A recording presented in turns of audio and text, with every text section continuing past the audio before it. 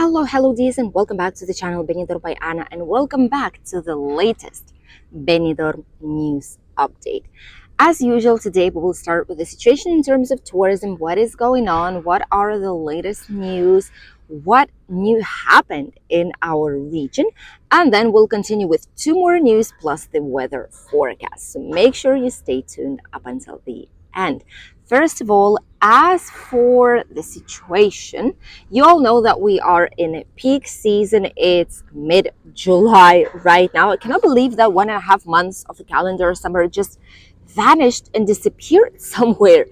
The time is flying so fast. Let us know if you think the same, if you've had this feeling that time just flies and literally weeks fly by and you don't even realize that is happening.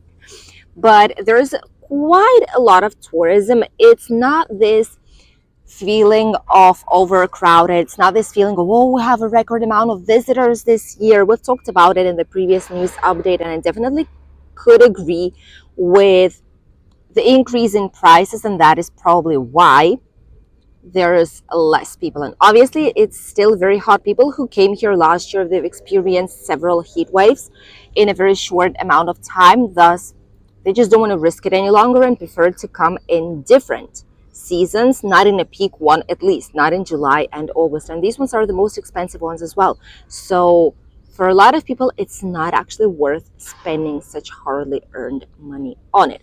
We've also celebrated, Benidorm celebrated the European Championship, the epic historical football match between Spain and England. And we've showed you a video. If you didn't see it just yet, check it out, because we've shown you two sides. One of them was the British street in Rincon de Loix, what the atmosphere was looking like there, what the celebration was looking like. It was massive amount of people, tons of people, a lot of police. And then there was another type of celebration in the traditional city center of Benidorm by the triangular square and the techno hit and Leguera Park, where it was absolutely different. And after all this, well, obviously you know that Spain won. Yay for us, for Spain, since we live in Spain, and the thing is that there's been a lot of disturbance, there's a lot of violence, and there was a lot of things that just went out of control. It was something to expect, however, because when people drink as much, when they celebrate, it turns into a party of a kind. And then if you receive not a very good news, not what you've expected and anticipated, obviously it all turns just like this 180 degrees, and that's that. And a lot of Spanish newspapers picked on it up. You can see here popping up different types of Spanish newspapers actually talking about Benidorm. It went onto the national television, onto the main channels as well. Not a good mass media presence for Benidorm, but still it was something that needed to be shown. It's a part of Benidorm. There's so many people who live here who support, obviously, England's football team, and it was just expected. That is why there were so many police officers and drones and so many security men everywhere, just to make sure people are safe. There were fights only on the British street, though, in the area where the nightclubs and nightpubs are located, not much more than that. But now it's all over. Even so, it's all busy. The hotels are kind of busy, normal for the summer, but not too much as we could have anticipated, as we could have expected. The bars, restaurants, cafeterias, all of it busy, mostly on weekends, the theme parks as well, but it's not too much. Let me tell you, if you're afraid it's going to be too crowded, for us who live here, it's not too much just yet. It's a usual thing, it's not something out of the world. All the boat trips, everything is kind of busy, but mostly if you look into rush hours and if you look into peak hours, midday or times when people actually, everyone want to go on this attraction or to theme park, that is when it tends to be slightly more crowded. And on weekends, on work days, if you know the accurate time when to go, doesn't have to be too much or too noisy or too overcrowded with people. So you will still be able to enjoy your holidays here in Benidorm town. The second news that I wanted to share with you all is about a very nice place that we've shown to here on the channel quite a few times. It is a place that is situated not too far away from Benidorm town, inside in the mountains. It's a gorgeous castle slash village that a lot of people get recommendations on to visit whenever they are planning their holidays to Benidorm or Costa Blanca in general, and especially in hotels when they ask which places can they see here around Benidorm town. And we're talking about the Guadalest village.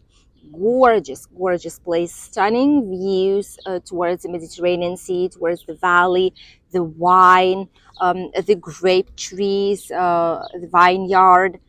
It's an absolutely spectacular place to visit. And if you love museums, that is probably a place to go. Obviously, if you go to Alicante, there are a couple of museums. If you go to Benidorm, there's also one. There's outside open air expositions. But Guadalest has around 7 to 8 museums, and a couple of them are free of charge, others are paid, but it's not a substantial amount of money. It's not something that would just make you spend a lot, to be able to enjoy it. And it's curious because this village is probably the one that has the biggest amount of museums per resident, because there's only 273 of residents there, while millions visit it every single year. We have a few videos about it. If you didn't see, check these out, because it's a great guide on how to get to Guadalest from Benidorm town or surrounding area. It's a great guide to get to know the streets, the shops, what it looks like in different times of the year, not only in peak season of summer. And it might be just a great opportunity to see, actually, if going there, paying the money for the transport, or renting a vehicle, or grabbing an excursion is actually worth paying the money and spending it before you actually see. Maybe you wouldn't like it, but I doubt it, because it's a gorgeous, gorgeous place.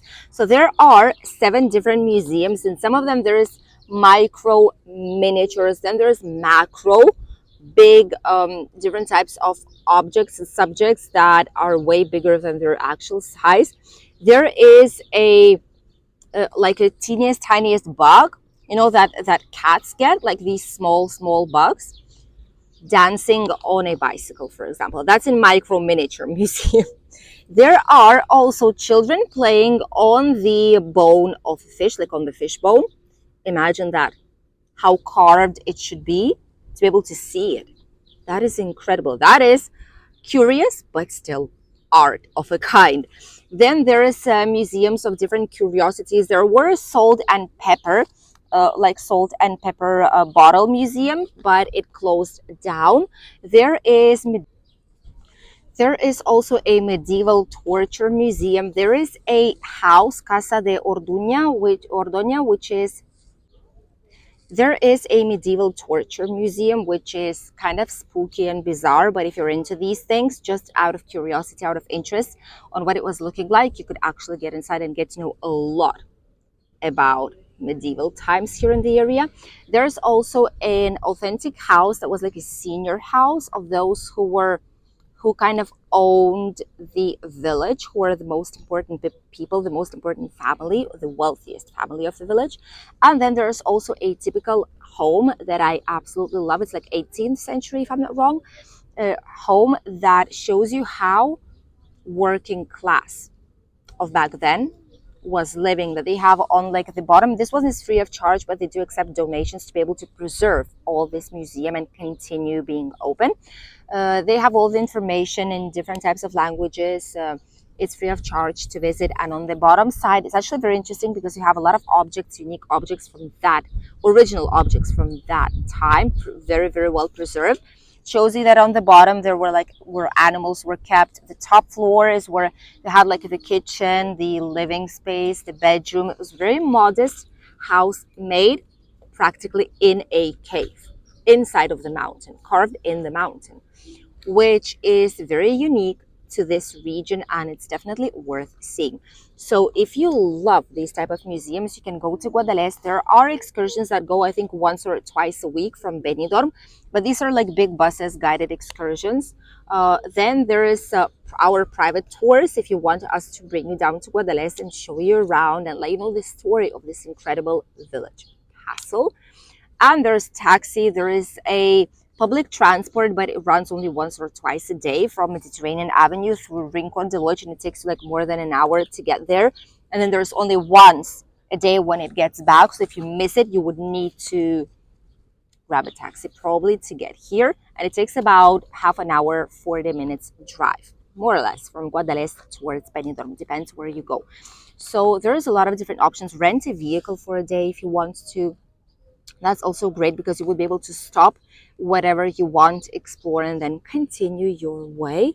And nearby you have Algar waterfalls, and then there's Dino Park, which is ideal to go with children that like dinosaurs. We tried it ourselves with our family, and our daughter did enjoy it quite a lot back then, which was a little. There's even 3D cinema, like a small short video of 10-15 minutes about dinosaurs, which is also quite lovely. Let's continue with the last news. And officially, it's official that Spain is number one world's luxury destination of 2024. Not even sure how, because there's Emirates, there is Dubai, there is so many places that you could tell that is a luxury destination because it's crazy expensive. There's 7-star hotels there that here don't even exist in our region, at least in our country.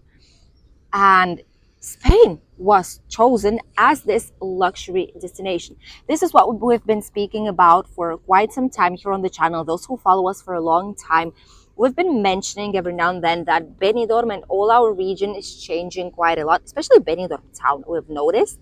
Let us know if other regions changed like that as well. And it is that all the old hotels, they are gaining more stars. They're increasing their value. They are refurbishing completely, even like swiping away the old hotel and putting brand new one, like the Barceló Benidorm Beach, for example, or like a Magic Hotel Phoenicia that is no longer there. They're constructing the brand new one. There's hotels that have been 3 stars. Now they are 3 stars superior, 4 stars superior. It's just incredible in how things change. And obviously with the category rise, the price rise is accompanied with it. And we have some unique places like Vivot hotels. This is bizarre. These are unique hotels for couples, for adults that, wow, it is for something special to celebrate. Inside of these hotels of a kind, there's Asia Gardens, there's Melia Vietana. There are so many places here around, not only Benidorm, but in general in Spain, unique places where people travel and do spend the money. Obviously, people who can spend this amount of money, which, by the way, official statistics, in 2024, those who travel to Spain on luxury travels considered will spend on average per person 8,000 euros. 8,000 euros per person. If there's 2 of you, that's 16,000. That's a luxury holiday, definitely. We are going right above countries like France, Italy, Greece, and the US, United States of America. Traveling almost 3 to 4 times a year. Obviously, you have to have that kind of money. Travel is that what brings joy to a lot of people. Travel is what makes you see new places, get to know new cultures, try new food. It's just experiences in life. That's what you're gonna bring with you. You're not able to bring money with you when your life ends, but these memories, towards the end of life, is what you will have eventually, right? So that's what people are doing. They're just traveling 3-4 times a year, or even more if they can. The average amount of stay is between 3 and 6 nights. That is around half of all the people, slightly more than half. And then the second biggest is between 6 to 10 days, and only a few percent are staying like 1 to 2 nights, like a short kind of getaway. A lot of people do it in couples. 75%, the 3/4 basically, are traveling in couple. The rest are solo travelers or family type of guests. The destinations, what do you think people prefer when they go on luxury travels? Is it a city or the beach? Pause the video and let us know here in the comments what is your guess. And now we can continue. The vast majority, which is 65%, of all the luxury travelers to Spain in 2024 reveal that they prefer the city getaway instead of the beach getaway, like, for example, Riviera Maya, Cancun, I don't know, different types of Seychelles Islands, whatever rich people go. I don't even know. But what they prefer is the city instead of a beach getaway. Why? Because luxurious travel, a lot of people include cultural events, a lot of people include wineries. They love to go to museums, to theaters, explore food, nice restaurants, which is not always possible by the beach. So that is the main choice. As we've said, tourism changed so much for the last years and the last decade that it is insane. People who have money in quantity to be able to allow themselves to travel as much throughout the year. There are also people who go on budget options, but right now the time has come that those who had a little of money to travel barely can do it because prices have increased, and those who had money still have money, even more than they had before probably, and they can allow themselves this luxury traveling. Let us know right now in 2024 if you were able to go on holidays, or if you have your holidays still in front of you throughout this second half of the year, and how many times will you go on holidays or some kind of escapes this year, 2024. We so far have been on one holidays for 1 week in Mallorca. Not too sure if we'll be doing another one or not, because as you could have seen, prices are quite crazy at this time of the year. And now let's have a short walk and let's explore what the weather will be like this next week, probably around 10 to 14 days from now on here in Benidorm and beyond it. We are in the loveliest park here next to the hospital Ahmed Levante. As you can see, it's very sunny today. The clouds, there's no clouds, surprise, the sky is blue, the bluest. And good thing is that we have tiny bit of shade here right below the olive and other types of trees, and Benidorm skyscrapers right there in front of us, as well as the Ahmed Levante Hospital. We are continuing with quite a lot of heat these days, and it's going to be sunny throughout the whole entire Spain. There's not going to be any clouds here like at all. It's not going to be raining, thus be prepared. Bring sunscreen, water bottles, sun hats, sunglasses, and enjoy your holidays safely. Don't go with the extreme heat directly towards the streets. The temperatures will be around 32 to 34 degrees today, and south is going to hit around 38 to 39. Saturday is going to be the worst day in terms of heat. There's going to be around 37 here in Benidorm region and around us, and more than 42 probably South Spain. Thus, that is when you need to be careful. Trust me, please. Not only with sunburns, but with suns like heat strokes, etc. Drink a lot of water. Hydrate yourselves very well. And the rest of the day is between 31 to 35 degrees. The water temperature these days will reach 25.4. Ideal. As for us locals, it's an ideal temperature for swimming. Thank you for accompanying us on today's latest Benidorm news update. We wish you a gorgeous day, great holidays if you're coming on once. Don't forget to click a like, subscribe, and write us a small comment below the video. This is how you could help our channel grow and reach more audience, because YouTube sees that there is way more interaction in this video, and they push it towards the top to show it to more people that potentially would love to come on holidays to Benidorm and are seeking for quality information about Benidorm and Costa Blanca. We'll see you in a new video here on the channel. Bye, dears.